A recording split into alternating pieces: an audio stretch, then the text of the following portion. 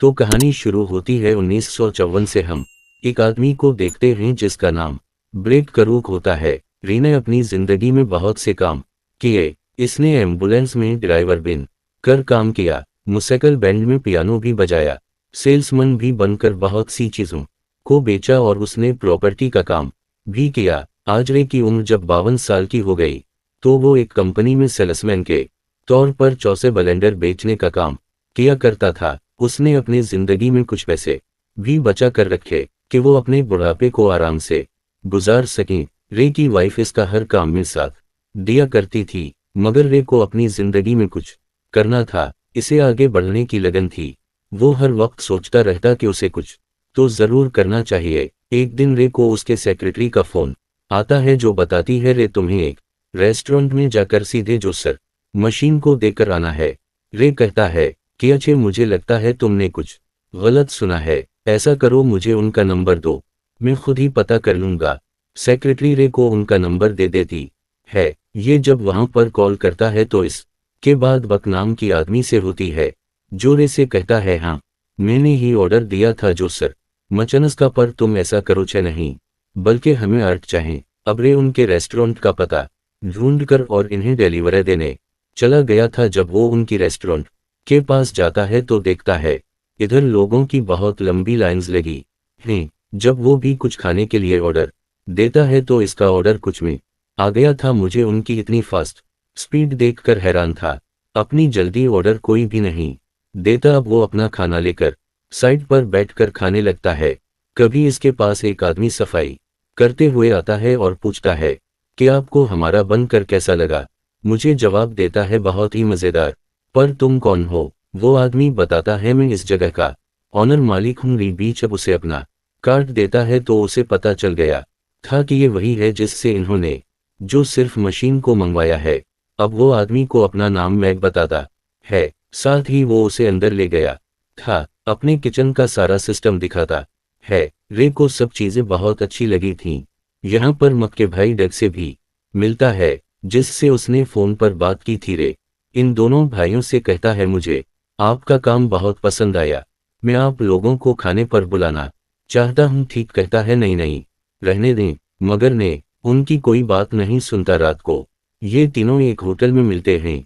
रवैया उनसे पूछता है कि आपने ये सब कैसे शुरू किया। मुझे हर चीज बहुत पसंद आई। मैक बताता है हम छोटे थे और बहुत भूखे, हमारे शहर में नौकरियों की कमी थी, उसीलिए हम हॉलीवुड आ गए, मतलब फिल्में दुनिया में जहां पर फिल्में बना करती थी। हमने इधर ट्रक ड्राइवर का काम शुरू किया और कुछ ही दिनों में बहुत सी पैसे कमा लेंगे। फिर हमने उन पैसों से एक थिएटर खोलने का सोचा, मगर उस वक्त साल में एक या दो होती थी तो हमें नुकसान भी हो सकता था। तब हमने एक छोटा सा रेस्टोरेंट खोलने का सोचा, लेकिन वो शहर छोटा था, लोग भी कम थीं, तो इसीलिए इधर हमारा ये काम भी ना चल सका। फिर हमने सोचा कि क्यों ना एक बड़े शहर में अपना रेस्टोरेंट खोला जाए, मगर हमारे पास इतने पैसे नहीं थे, तो इसीलिए हमने अपनी उसी छोटे रेस्टोरेंट को इधर शिफ्ट कर लिया। हमने इसका नाम मैकडॉनल्ड्स रखा। जी हाँ, वही मैकडॉनल्ड्स जो आज पूरी दुनिया में फैला हुआ है। शुरू में तो हमारा काम बहुत अच्छा चला, मगर आहिस्ता आहिस्ता आहिस्ता हमारी सील कम होने लगी। इसकी वजह ये थी कि हम स्टूडेंट, दरअसल ड्राइविंग रेस्टोरेंट था जहां पर लोग अपनी गाड़ी में ही बैठे ऑर्डर करते और चीज उनके पास आ जाती, लेकिन हमारे ऑर्डर को यहां पर देर होने लगी। मैं एक बताता है कि उस वक्त हमारी मेन्यू में 27 आइटम्स थे, मगर हमें इस दौरान पता चला कि हमारी ज़्यादा बिकने वाली चीज़ों में बर्गर, फ्राइज और सॉफ्ट डरनकस हैं। फिर हमने पेपर पैकिंग करना शुरू की और बर्तनों के झुंझुन को ख़त्म कर दी। फिर हमने ये शुरू किया गए और अपना खाना लेकर जाएं, लेकिन हम ऐसा कुछ करना चाहते थे कि इस चीज़ में हमारा अदा हो, इस बारे में किसी को भी कुछ ना पता हो। हमने अपने कस्टमर्स के लिए ये सोचा कि हम उनका ऑर्डर 30 सेकेंड में पूरा कर दिया करेंगी, जो हमारे लिए बहुत मुश्किल था, पर हमने किया। हम अपने सभी एम्प्लॉयज को एक जगह पर ले गए जहां पर हमने अपने किचन का डिज़ाइन बनाकर अपनी एम्प्लॉयज की प्रैक्टिस करवाई है। पहली तो हमें वक्त लगाओ, लेकिन हम जल्दी कामयाब हो गए। फिर हमने अपना किचन बिल्कुल वैसे बनवाया, लेकिन ये प्लान भी हमारा फाइल हो गया। जब हम लोग हमारे पास गाड़ी के हारून देखकर डिलीवरी मांगने तो हम ने कहा आपको खुदा कर अपना ऑर्डर देना होगा, तो आधी से ज्यादा कस्टमर तो हमारे पास से ऐसे ही चले गए। फिर हमने सोचा कि पुराना तरीका ही ठीक है, लेकिन इसके लिए अब हम दोबारा से सब नहीं कर सकते थे। उसी लिए हमने दोबारा से ओपनिंग करने का सोचा ताकि लोगों को हमारे बारे में पता चले कि तभी इधर बहुत से कीड़े आ गए जो लाइट्स की वजह से आए थे। सब लोग एक बार फिर चले गए, हमारा रेस्टोरेंट खाली हो गया। आगे सुबह हमारे पास एक बच्चा आया, उसने 3 बर्गर्स का ऑर्डर दिया। हालांकि हमारा रेस्टोरेंट बंद था मगर हमने इसे फिर भी मना नहीं किया। फिर इसके बाद एक गाड़ी रोकी, फिर दूसरी, और इस तरह लाइन लग गई जो आज तक खत्म नहीं हुई।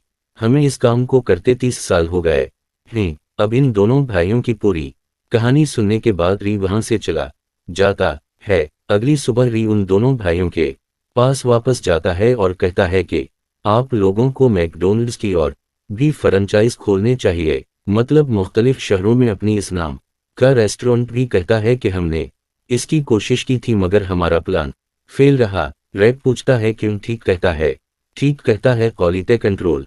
जमीन चीजों को ठीक तरह से नहीं देख सकते। ये हमारा नाम इस्तेमाल करने वाले लोग क्या बेचेंगे, क्या करेंगे। एक जगह पर हमने अपने नाम का रेस्टोरेंट भी खुलवाया तो वो कुछ अलग ही बेचने लगे।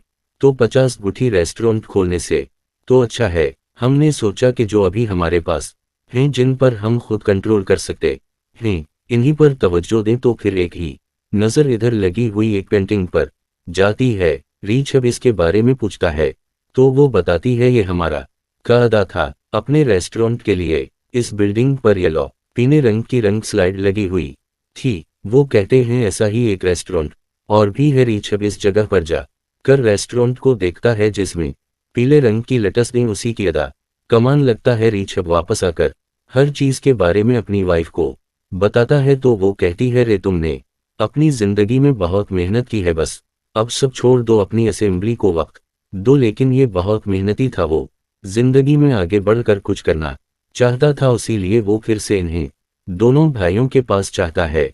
मैं और देख के पास वो इन्हें बताता है मैं बहुत से शहरों में घूमा, हर शहर में एक चीज कमा नाम थी चर्च। तो मेरे दिमाग में मैकडॉनल्ड्स को ले कर ये अदा आया, हम भी उसी तरह हर शहर में अपनी ब्रांच बनाएंगे जहां पर लोग अपनी फैमिली के साथ खाना खाएं और कॉबंजू करें और खूब मजे करें। तो मेरा मतलब साफ है, मैं आप लोगों के साथ मिलकर काम करना चाहता हूं। वो दोनों भाई भी यही चाहते थे, तो इसीलिए वो रे के साथ कंट्रैक्ट करने को तैयार थे। इस कंट्रैक्ट में बहुत सी शर्त थी मगर फिर भी रे सभी शर्त को पढ़ता है जाता है। अब एक नया रेस्टोरेंट खोलने के लिए इन्हें पैसों की जरूरत थी, तो इसीलिए रे अपना घर बैंक के पास रखवा कर कुछ पैसे उतार लेता है। उसने अपने प्रोजेक्ट पर काम करना शुरू कर दिया। कुछ दिन के बाद इसकी एक नई ब्रांच मैकडॉनल्ड्स की खुल जाती है। इसमें रैनी अपने दिन रात एक कर दिए थे। अब वो दोनों भाई रे की कुछ बातों को मानने से भी मना कर देते हैं मगर उतर हर चीज का जुनून था। एक दिन जब वो अपनी वॉइस की और कुछ दोस्तों के साथ खाने पर जाता है तो वहां पर भी अपनी आइडियाज के बारे में अपने दोस्तों को बताता है। वो दरअसल अपने मैकडॉनल्ड्स की एक और ब्रांच खुलवाना चाहता था। इसके दोस्त इस बात को मानने के लिए तैयार थे, वो अपने पैसे लगाकर रेस्टोरेंट खोल लेते हैं। इस तरह एक महीने के अंदर अंदर मैकडॉनल्ड्स की तीसरी ब्रांच खुल जाती है, लेकिन के काम से सफाई के तरीके से बिल्कुल भी कुछ नहीं होता। तबरीज सारी सूरत-ए-हाल को देखकर ये फैसला करता है कि वो अपनी अलग से टीम बनाएगा। वो अपनी टीम में सभी और लोगों को रखता है जो आगे जिंदगी में कुछ करना चाहते थे। अरे फिर एक आदमी से मिलता है जो एक रेस्टोरेंट का मालिक था, इसका नाम बहुत ज्यादा मशहूर था।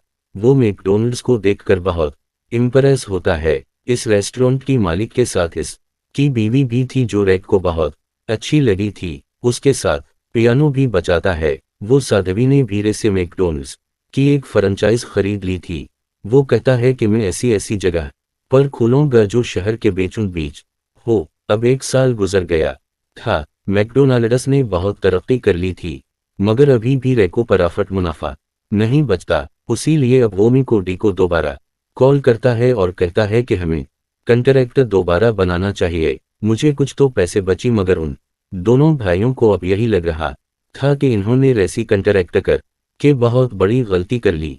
वो अब रसीद पार्टनरशिप खत्म करना चाहते थे, तो ये जब अपने घर पर जाता है तो इसकी वाइफ पूछती है कि क्या तुम ने हमारा घर बैंक में गिरवी रख कर लोन लिया था? मुझे बैंक से कॉल आई है, तुमने 3 महीने से उनकी किस्त जमा नहीं करवाई। अगर ऐसा हुआ तो हम बहुत जल्दी सड़क पर आ जाएंगे। उन बातों से परेशान होकर री इस रेस्टोरेंट के मालिक के पास जाता है जिसने अभी कुछ वक्त पहले मैकडॉनल्ड्स की फ्रेंचाइज को लिया था, जिसकी बीवी भरे को अच्छी लगी थी वहां पर।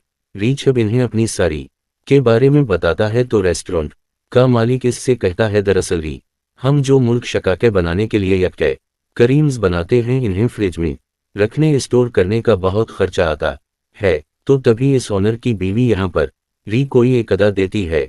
पाउडर से बनाया मुल्क सरपे को बताती है, ये 2 फ्लेवर्स में आता है, चॉकलेट और वानिला। हम उसके इस्तेमाल से अपना खर्चा बचा सकते हैं। ऐसा करने से सभी मैकडॉनल्ड्स का आता हो जाएगा, हमें फिर आइसक्रीम की भी जरूरत नहीं पड़ेगी। अब जबरी उसे तस्ते करता है तो वो वाकई उसे पसंद आता है। ये सारी बातें जाकर वो दोनों भाइयों को बताता है, लेकिन वो सुन कर साफ साफ इस चीज को मना कर देते हैं। कहते हैं कि मुल्क शक बनाने के लिए हमें दो रेस करीम चाहिएगा। मैसा नहीं कर सकते, हम अपनी क्वालिटी में कोई कंप्रोमाइज नहीं करते। वो इस बात को मना कर देते हैं। जी में मैकडॉनल्ड ब्रांचेस खोल चुका था, वो अभी तक पैसे नहीं कमा रहा था, उसीलिए वो बैंक में भी जाता है ताकि वो उनसे कुछ और वक्त ले सके। मगर बैंक वाले इसकी कोई भी बात सुनने को तैयार नहीं थी। हालांकि रे अपनी मजबूरी के बारे में भी बताता है, लेकिन वो इसकी कोई भी मदद नहीं कर सकते थे। तभी वहां पर एक आदमी बैठा ये किस सारी बातें सुन लेता है। बैंक से बाहर आता है तो वो आदमी इसका पीछा करता है और रोकर कहता है, मैंने तुम्हारी सारी बातों को सुना। अगर तुम इतना अच्छा बिजनेस करके भी पैसे नहीं कमा रहे, तुम्हें कोई मुनाफा नहीं बचता, तो तुम कुछ तो गलत कर रहे हो।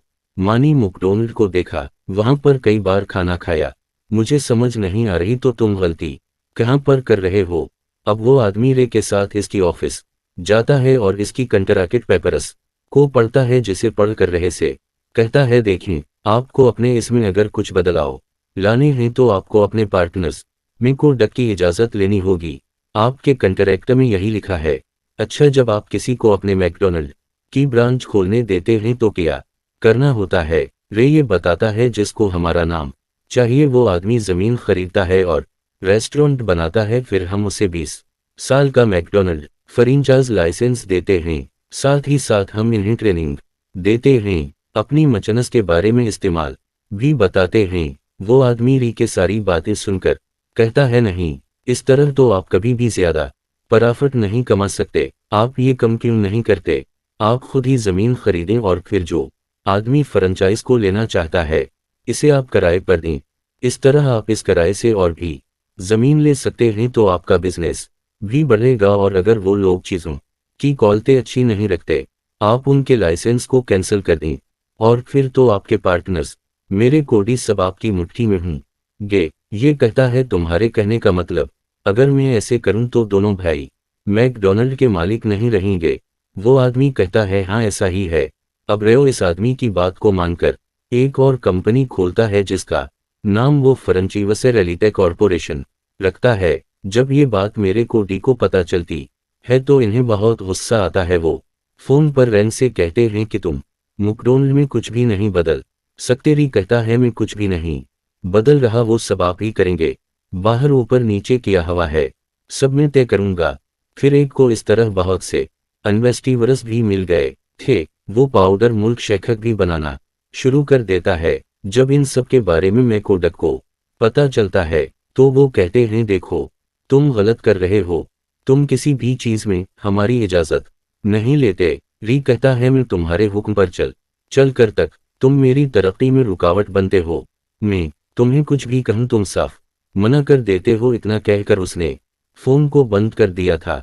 इस तरह रे अपनी मर्जी के मुताबिक चल कर मैकडॉनल्ड की बहुत सी शाखों को खोल लेता है। जब उन सब के बारे में मैकोडक को पता चलता है तो वो ऐसी कहते हैं कि तुमने हमारी अदा को चराया है, सबसे फुर्सत इस सर्विस का अदा हमारा था। तो ये कहता है तुम दोनों कभी भी आगे नहीं बढ़ सकते, ये रखती ही नहीं करना चाहते, तो मैंने ये सब किया बिजनेस के लिए, रसक लेना पड़ता है और वो सब में ने किया। ये कहता है तुम मेरा कुछ नहीं बिगाड़ सकते। ये बात सुनकर मी को डायबिटीज का तय कर जाता है, क्योंकि उसे पहले ही सिगर थी में को अस्पताल में ले जाया जाता है।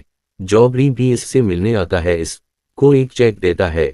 मैं कहता है तुम क्या खरीदना चाहते हो। ये कहता है तुम ठीक हो जाओ, हम फिर बात करेंगे। इतना कहकर वो वहां से चला गया था। मैक अपने भाई से कहता है हम इससे कभी नहीं जीत सकते। अब देख लिए को कॉल करता है और कहता है हमें बहुत सारे पैसे चाहिए और कंपनी का 1% प्रॉफिट, और साथ ही जो हमारी पहली ब्रांच थी इसकी भीरे को ये सब ज्यादा लग रहा था। वो अब उनसे बात करता है और कहता है देखो मैं साल मानने को तैयार हूं, मगर जो 1% प्रॉफिट है वो मैं तुम्हें नहीं दे सकता, क्योंकि इसके लिए मेरे अनुसतीस कभी राजी नहीं होंगे। वो दोनों भी मान जाते हैं। मैं को डेटा बुरी से पूछते हैं जब पहली बार तुम हम से मिले तो मैं हमने हर चीज के बारे में बताया, तो तुमने अपना बिजनेस क्यों नहीं शुरू किया। वो कहता है कि तरक्की रेस्टोरेंट चलाने या उसे बनाने में नहीं, बल्कि कामयाबी मैकडोनल्ड के नाम में है। मुझे ये नाम चाहिए था। देखो आज जितने पैसे मैंने तुम्हें दिए तुम सारी जिंदगी भी लगाओ कभी नहीं कमा सकती। कहकर वो वहां से चला जाता है। अब मक और डक से मैकडोनल्ड का नाम रीने पूरी तरह से खरीद लिया था। इन्हें इस नाम से अलग कर दिया जाता है। रे के इस कामयाबी से आज 5 मुल्कों में मैकडोनल्ड की 1600 ब्रांचीज हैं। तो ये बात तो साफ है, आगे वही इंसान बढ़ता है जिसके अंदर काम करने की लगन हो, जज्बा हो, जो रे के अंदर था। इस लगन से बहुत कुछ हासिल किया। आखिर में दिखाया जाता है रैनी रेस्टोरेंट के मालिक की बेवकूफ शादी कर ली थी, जिसके साथ उसने पियानो भी बजाया था। ये एक सच्ची कहानी है, तो उम्मीद है आप लोगों को ये पता चल गया होगा कि मैकडोनाल्ड कैसे बना, और उसी के साथ इस फ़हम की कहानी भी यहीं पर ख़त्म हो जाती है।